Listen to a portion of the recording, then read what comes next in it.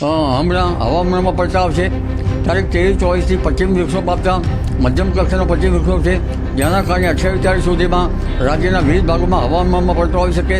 નમસ્કાર મિત્રો, સ્વાગત છે અમારા નવા વિડીયોની અંદર. આજના સમાચારની વાત કરીએ તો હવામાન નિષ્ણાત અંબાલાલ પટેલે વરસાદને લઈને મોટી આગાહી કરી છે, જેમાં તેમણે ગ્રહોની વર્કીની આધારે વરસાદની આગાહી કરી છે. અંબાલાલ પટેલની આગાહી મુજબ જુલાઈના અંતમાં મેઘરાજ ધડબડાટી બોલાવવાના છે. રાજ્યમાં સરેરાશ 50% જેટલો વરસાદ નોંધાયો છે અને કેટલાક વિસ્તારોમાં વરાપ પણ છે. જો કે આજે ફરી વાતાવરણમાં પલટો આવ્યો છે અને અમુક વિસ્તારમાં વરસાદી ઝાપટા પડી રહ્યા છે. હવામાન નિષ્ણાત અંબાલાલ પટેલનું અનુસાર છે જુલાઈના અંતમાં મુશળધાર વરસાદનો રાઉન્ડ આવશે. હવામાન નિષ્ણાત અંબાલાલ પટેલે જણાવ્યું કે આજે બુધ વર્કી હોવાથી વરસાદી ઝાપટા પડી શકશે. આજે જ નક્ષત્રમાં ફેરફાર થઈ રહ્યો છે. સૂર્યનો પુષ્પ નક્ષત્રમાં પ્રવેશ થતા આ વરસાદી પાણી કૃષિના ઉગાવા માટે સારું ગણાય છે. એટલે હવે એ પાકનો ઉગાવો સારો થશે. વરાપ થાય તો આંતરખેડ કરવી સારી ગણાય છે. 23 તારીખે બંગાળના ઉપસાગરમાં વેલમાર્ક લો પ્રેશર બનશે. આ ઉપરાંત તારીખ 23 થી 25 જુલાઈ દરમિયાન હવામાનમાં પલટો આવી જશે.